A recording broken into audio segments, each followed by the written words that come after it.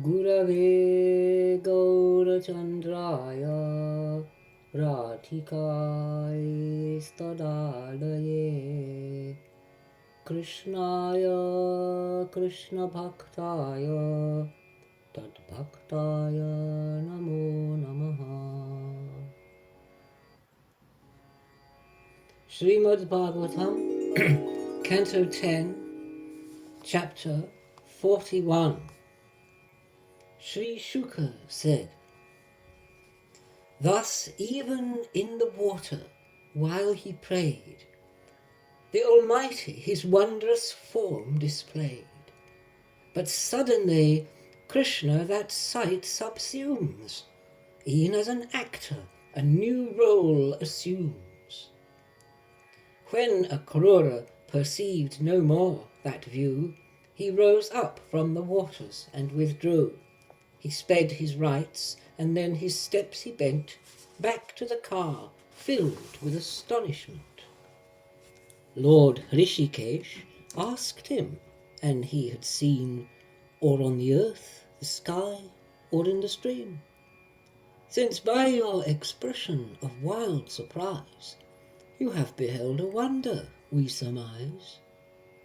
Akrura said, Whatever on the earth, in the sky, or stream, as comprehended within thee is seen, and, cosmic soul, when I look upon thee, what wonder is there that I could not see? Thou art supreme, whose being doth comprise all wonders of the earth, water, and skies, and therefore, when I thus upon thee gaze, what more could astonish me or amaze? Then Gandini's son, this having said, urged on the chariot by horses led, with Rama and Krishna his way did wend, and reached Mathura city at day's end. At each place, as their journey they pursue, the villagers, O king, came forth to view, the sons of Vasudeva, and when they saw, their loving gazes thence could not withdraw.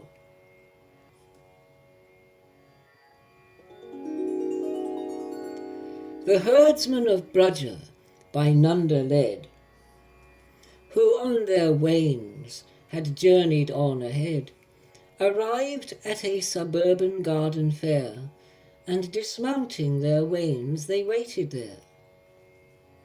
Having joined the herdsmen, the mighty Lord, the ruler of the universe adored, Akrura's hand within his hand he pressed, who stood modestly, and these words addressed.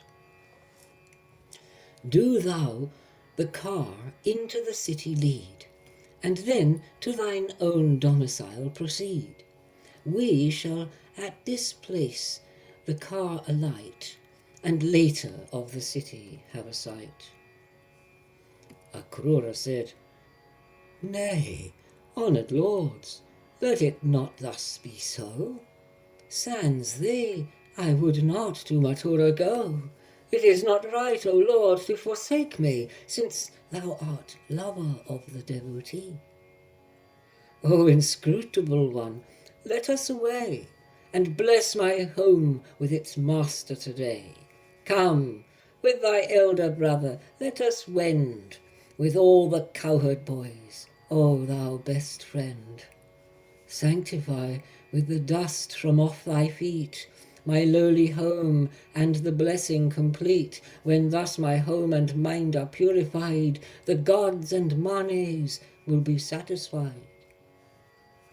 Washing thy feet, great Bali did attain vast dominion, great wealth, and worthy fame, and by his dedication unto thee attained the goal of a pure devotee. Thy foot wash, as the Ganga doth arise, which the three worlds blesses and purifies. That water Lord Sharva bears on his head, and Sagara's sons were up to heaven led. O God of gods, thou universal Lord, by pious singing and hearing adored, great Yadu, praised in choicest poetry. All hail, Narayana! Hail, all hail to thee! The Almighty Lord said, I shall indeed with him, my elder, come, and gladly receive welcome at your home. But first, this bane of Yadus I must slay, and high honour to my well-wishers pay.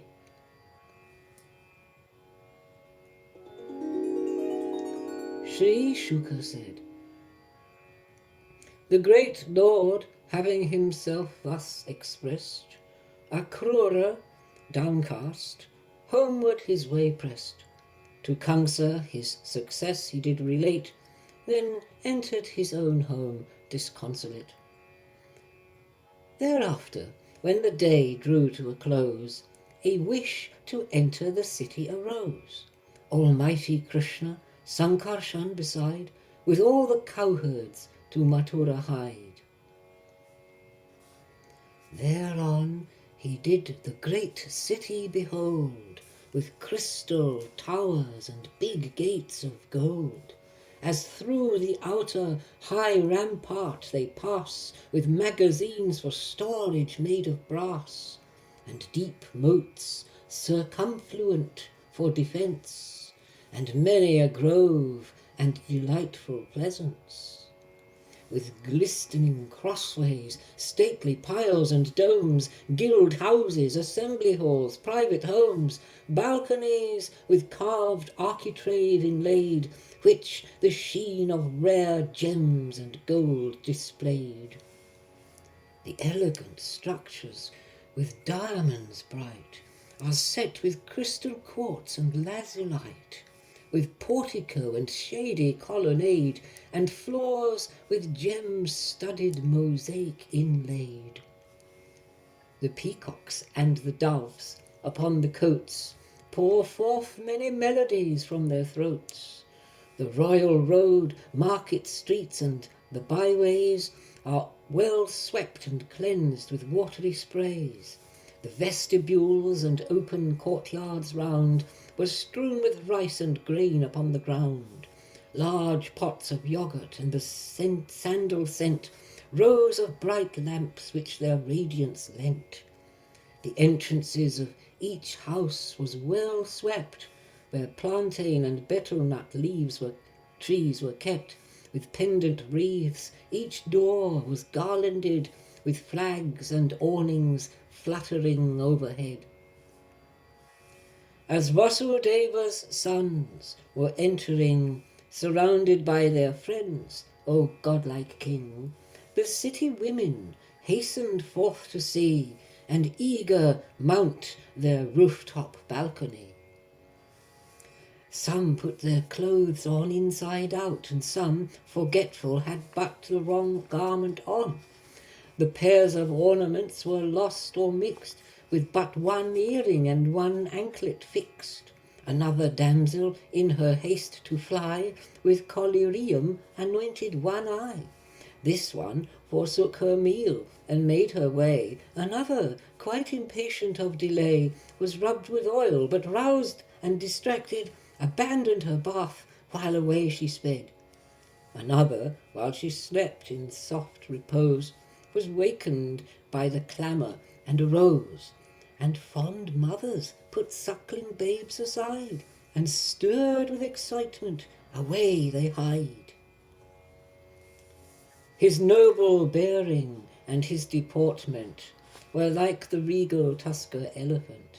With lovesome smiles and fond glances elate, he did affect their minds and captivate.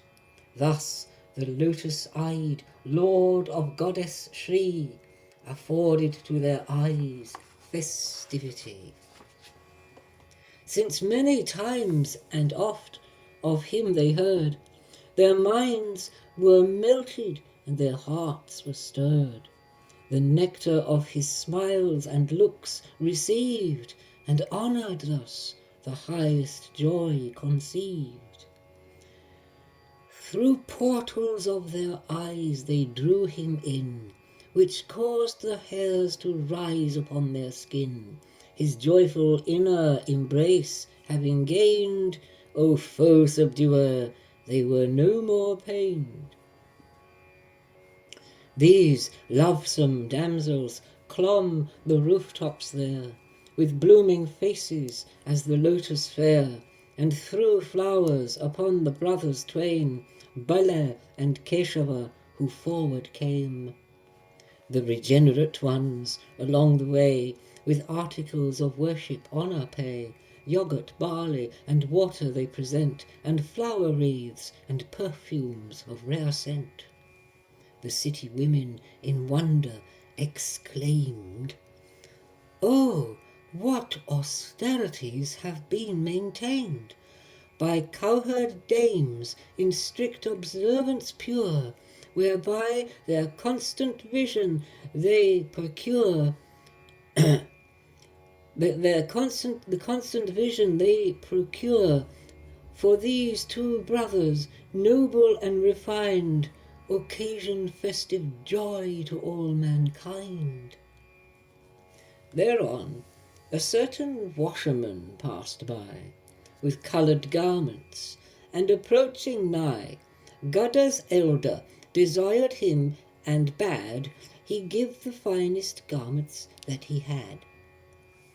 "Come now, good man, give unto us to wear the well-suited garments you carry there, and by this gift you shall yourself attain doubtless benefit and the highest gain." Having been thus addressed in words serene by him who is almighty and supreme, the haughty servant of the king in pride with vituperate invective replied, "What, you rustics on hills and forests fair, but now presume royal raiment to wear? In foolish impudence you ask of me the monarch's weeds and regal property. Begone, I say, avaunt, avoid the strife. Ask not such things, if you value your life. The agents of the king who rules the state will take and kill you and expropriate." While thus he vented forth his haughty word, Devaki's son grew angry as he heard. Incensed by what the washerman had said, slapped him with his hand and struck off his head. The washerman's attendants, in affright, threw down their bundles and hastened their flight. Of the scattered garments strewn upon the ground, Lord Achyuta took up the best he found. Krishna and Sankarshan did then attire their persons according to their desire, and all the other garments on the ground were picked up by the cowherd youths around.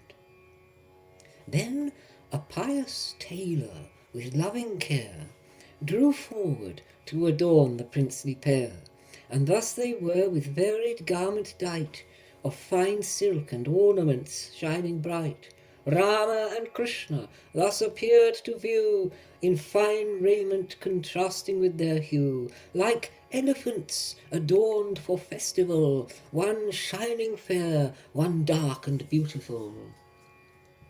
Propitiated thus, the mighty Lord granted sameness of form for his reward, and in this world strength, grace, and affluence, memory, and capacity of sense.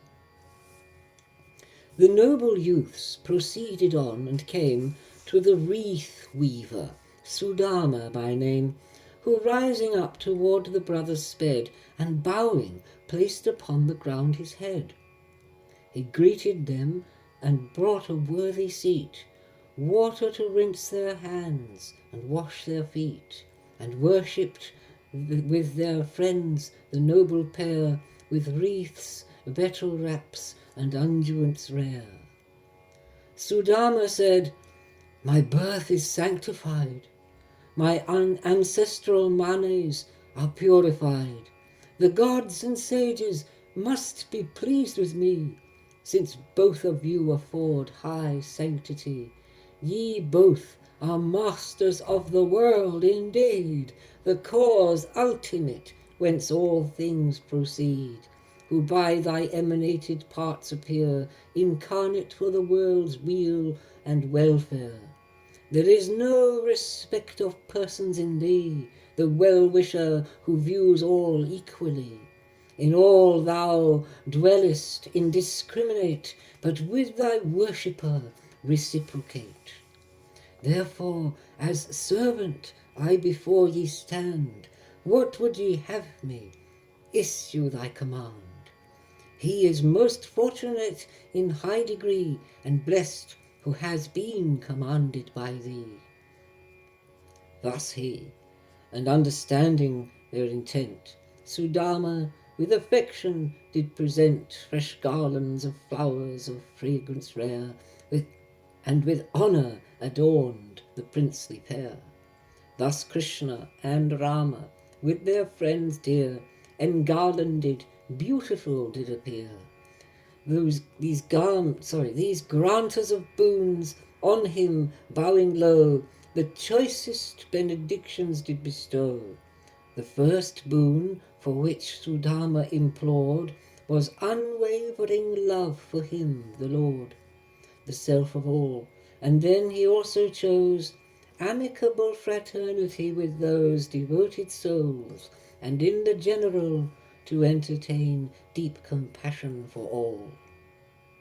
Thus on Sudama, his true worshipper, all these desired boons he did confer, and also granted wealth, vigour and fame, a fair increase, and ever worthy name, and did also a handsome form impart, then with his elder brother did depart.